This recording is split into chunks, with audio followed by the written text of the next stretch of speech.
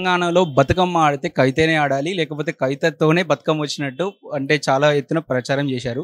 తర్వాత ఆమె గూడా కొన్నిసార్లు నేను అంటే మద్యము తెలంగాణలో ఉండకూడదు. దాన్ని అరికట్టడమే నా ప్రధాన ఎజెండా అని చెప్పేసి ఒక ఇంటర్వ్యూలో చెప్పిండు. ఇప్పుడు ఆమెనే లిక్కర్ కేసులో ఇరుక్కోవడాన్ని ఎలా చూస్తారు మీరు? అదే కదా చాలా అఫ్సోస్ అనిపిస్తుంది. ఆమె అన్ని చెప్పి ఏదో గొప్పగా చెప్పేది ఒకటి, అంటే రూల్స్ అవన్నీ కూడా పక్కనోళ్ళు పాటించాలి, మేము పాటించము, ఇవన్నీ చేసేది పక్కనోళ్ళ కోసం అని చెప్పే సందర్భం. గతంలో కూడా ఆమె ఇంటర్వ్యూలు చూస్తే కూడా ఏమీ లేదన్న ఆమె ఇప్పుడు 100 కోట్ల ఇల్లులు, కార్లు, ఖరీదైన గడియారాలు అవన్నీ కూడా ఎక్కడి నుంచి వస్తాయి అంటే వాళ్ళ ఫ్యామిలీ మొత్తం అన్నిట్లలో ఇన్వాల్వ్ అయి ఉన్నారు. ఒకరేమో ఇక్కడ ఫోన్ ట్యాపింగ్, ఒకరు కాళేశ్వరం, ఈమె లిక్కర్ స్కామ్, మనీ లాండరింగ్ కేసులు, ఇవన్నీ కూడా వాళ్ళందరికీ కూడా వెన్నతో పెట్టిన విద్యలాగానే అనిపిస్తుంది. అంటే ఒక ఉద్యమం పేరు మీద అత్యధికంగా లాభపడ్డది కేసీఆర్ కుటుంబం అనే చెప్పొచ్చు. పదవులు అనుభవించిండ్రు, స్కాములు చేసిండ్రు, దోసుకున్నారు. చాలా బాధ అవుతుంది.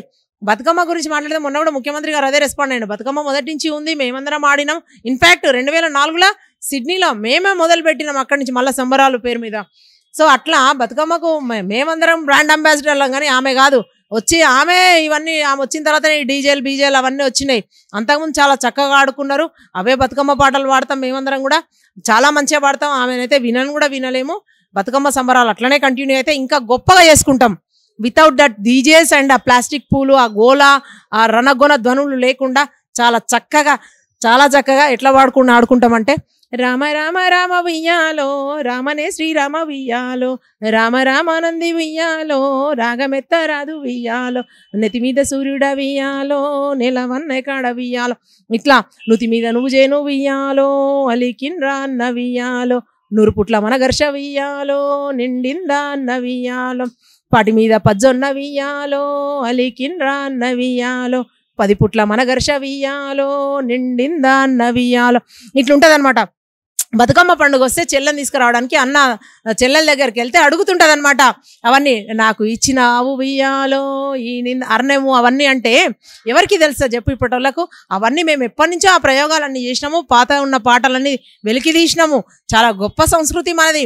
ఆమె ఏదో వచ్చి ఏదో చేసిందని కాదు, కేవలము జాగృతి పెట్టి టీఆర్ఎస్ కూడా పోలేని ఊర్లలో కన్నిట్లో కూడా ఆమె శాఖలు సెల్స్ పెట్టి రేపు పొద్దున కేసీఆర్ అయిపోతే తనే ముఖ్యమంత్రి అయిదామని ఈ ధనాకాంక్షతోని దాంతోని నిట్ట నిలువున ఆమె మునిగిపోయింది.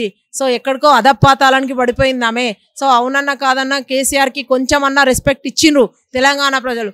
అదంతా కూడా ఈ బిడ్డల రూపంలో వీడు చెడబుట్టి మొత్తం చెడగొట్టిండ్రు ఆయన పేరుని. ఇవాళ కేసీఆర్ అంటే పాపం బయటికి రాలేని పరిస్థితి. తన బిడ్డ అరెస్ట్ అయితే కూడా తను ఖండించలేని పరిస్థితి, స్పందించలేని పరిస్థితి. మేమందరం స్పందిస్తున్నాం. ఒక తండ్రి స్థానంలో ఉండి రేవంత్ రెడ్డి గారు చక్కటి మాట చెప్పిండు. సరే ఆమె తప్పు చేసింది, చట్టానికి ఎవరు అతిథులు కాదు, తప్పించకపోలేదు, అరెస్ట్ చేయండి, కానీ ఎలక్షన్ల ముందనే ఎందుకు చేస్తారని మేము చెప్పినాం. ఇంకా అసలు అది తెచ్చుకొని బుద్ధి తెచ్చుకొని ఇంకటికైనా ఇంకేమన్నా ఉంటే పశ్చాత్తాపడితే బాగుండు. కానీ పుణ్యకాలం కాస్త గడిచిపోయింది. ఇప్పుడు చేతులు కాలనాకేమంటారు కదా, పాపం ఆకులు పట్టుకొని ఏం చేసినా లాభం లేదు.